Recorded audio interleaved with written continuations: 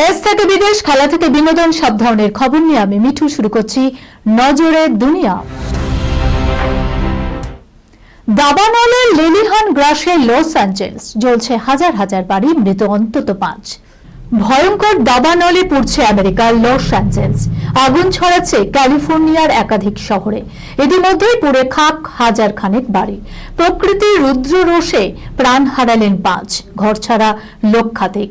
এখনো বিভিন্ন জায়গার বাসিন্দাদের নিরাপদ স্থানে সরানোর প্রক্রিয়াও চলছে। জারি রয়েছে জরুরি অবস্থা।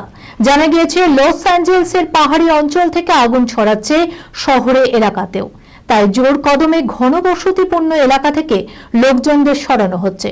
সূত্রের খবর, সান্টা মনিকা ও মালিবুর ছাড়াও আরো 4 জায়গায় পৃথকভাবে দাবানলের সৃষ্টি হচ্ছে, ফলে পরিস্থিতি আরো ভয়ঙ্কর আকার নিচ্ছে।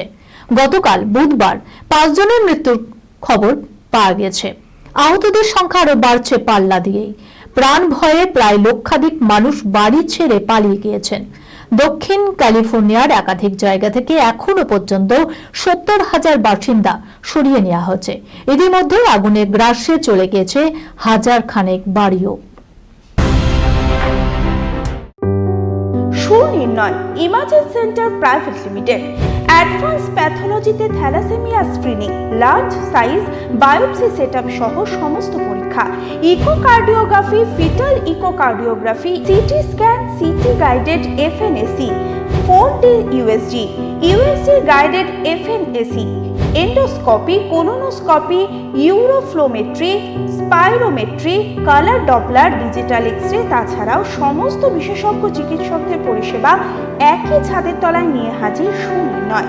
ঠিকানা 126/1 পিলখানা রোড, রানীবাগান, বহরমপুর, মুর্শিদাবাদ। বিশদে জানতে যোগাযোগ করুন 8373049252 7547900377। 9 বছর ধরে বোনকে যৌন নির্যাতন, অল্টম্যানের বিরুদ্ধে চাঞ্চল্যকর অভিযোগ। ওপেন এআই এর অন্যতম প্রতিষ্ঠাতা ও সিইও স্যাম অল্টম্যানের বিরুদ্ধে চাঞ্চল্যকর অভিযোগ করলেন তারই বোন।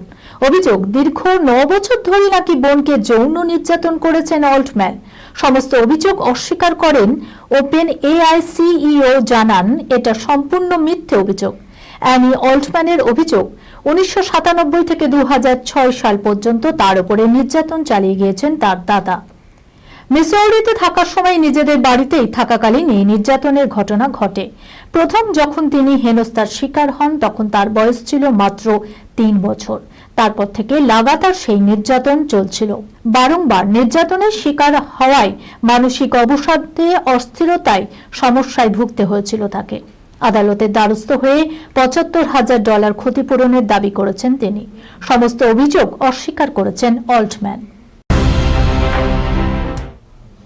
ঘুম ছুটেছে টাক পড়ার ভয়ে, মাথায় হাত এই 3 গ্রামের। 1 সপ্তাহেই মাথা ন্যাড়া। একই কাণ্ড মহারাষ্ট্রে, চলুন দেখে নিই। একটি নয়, মহারাষ্ট্রে 3টি গ্রামে সেলুনের ব্যবসা চৌপাট হওয়ার জোগাড়। বুলধানা জেলার ওই 3 গ্রামের অধিবাসীদের বাবরি চুল হুড়মুড় করে পড়ে যাচ্ছে। টাক পড়ে যাচ্ছে বাচ্চা থেকে বুড়ো, মহিলা থেকে পুরুষ, সকলেরই। হঠাৎ কি এমন ঘটল? ইতিমধ্যেই আসরে নেমেছে প্রশাসন। বিশেষজ্ঞদের অনুমান, জলেই রয়েছে ভূত। ইতিমধ্যেই 3 গ্রামের জলের নমুনা পরীক্ষার জন্য পাঠানো হয়েছে। শেগাঁও তহসিলের ওই 3টি গ্রাম হলো বোরগাঁও, কালওয়াড় এবং হিঙ্গুনা।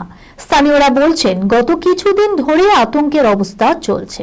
ছেলে হোক বা মেয়ে, 1 সপ্তাহের মধ্যে টাক পড়ে যাচ্ছে। চুলে হালকা টান পড়লেই গোছা গোছা চুল উঠে আসছে হাতের। মাথার মাঝে চুল পড়ে ফাঁকা স্টেডিয়াম। এমন কাণ্ডের ভিডিও রয়েছে সমাজ মাধ্যমেও। স্বভাবতই স্থানীয়দের ঘুম ছুটেছে। স্বাস্থ্য আধিকারিকরা জানান, বোরগাঁও, কালওয়াড় এবং হিঙ্গোনার অন্তত 50 জন চুল পড়ার সমস্যায় ভুগছেন। রোগীর সংখ্যা ক্রমশ বাড়ছে। চিকিৎসকরা বলছেন, দূষণের জেরেও চুল পড়তে পারে, যদিও সবটাই অনুমানের স্তরেই রয়েছে। দীপিকায় আমার 4র্থ স্ত্রী হতো, বিস্ফোরক মন্তব্য সঞ্জয় দত্তের। এই নিয়ে উঠেছে বিতর্কের ঝড়ও। জীবনের ছয়টা বছর জেলে কাটিয়েছেন সঞ্জয় দত্ত। আদ্যপান্ত বিত্তশালী ফিল্মি পরিবারের বিগড়ে যাওয়া সন্তান হয়েও অনুরাগীদের মনে জায়গা করে নিয়েছেন তিনি। নারী ঘটিত কেচ্ছা, আইনি পাক, নায়ক থেকে খলনায়ক, বহু উত্থান পতনের সাক্ষী বলিউডের এই সঞ্জু বাবা। কিন্তু রিল থেকে রিয়েল লাইফে আবার ফিনিক্স পাখির মতো অভ্যুত্থান ঘটেছে তার। তবুও বেপরোয়া সঞ্জয় দত্ত। দীপিকা পাডুকোনকে স্ত্রী হিসেবে পাওয়ার ইচ্ছে প্রকাশ করে কি এমন বললেন যার জন্য বিতর্কে জড়াতে হয় এই সঞ্জু বাবাকে? দীপিকাই আমার চতুর্থ স্ত্রী হতো, রসিকতার ছলে বিস্ফোরক মন্তব্য করে বিতর্ককে ফের খাল কেটে নিয়ে আসেন সঞ্জয় দত্ত। সঞ্জয় দত্তের জীবনে অসংখ্য মহিলা নামের আনাগোনাও রয়েছে। বলিপাড়ায় সেই বিতর্কিত সুপারস্টার দীপিকা পাডুকোনকে স্ত্রী হিসেবে পাওয়ার ইচ্ছে প্রকাশ করেন এক সাক্ষাৎকারে। সঞ্জয় দত্তকে প্রশ্ন ছোড়া হয়েছিল, খলনায়ক ছবির চলিকে পিছে গানের মাধুরীর পরিবর্তে কাকে দেখতে চান? সঞ্জয় দত্ত রসিকতা করে জানান, আমার বয়স আরেকটু কম হলে দীপিকাই আমার চতুর্থ স্ত্রী হতো। এমন মন্তব্যে হইচই পড়ে যায় নেট পাড়ায়। এই খবরের সঙ্গে শেষ করলাম আজকের নজরে দুনিয়া। আপনারা দেখছেন টিভি 24 বাংলা, সংবাদ বিনোদন সারাদিন সারাক্ষণ।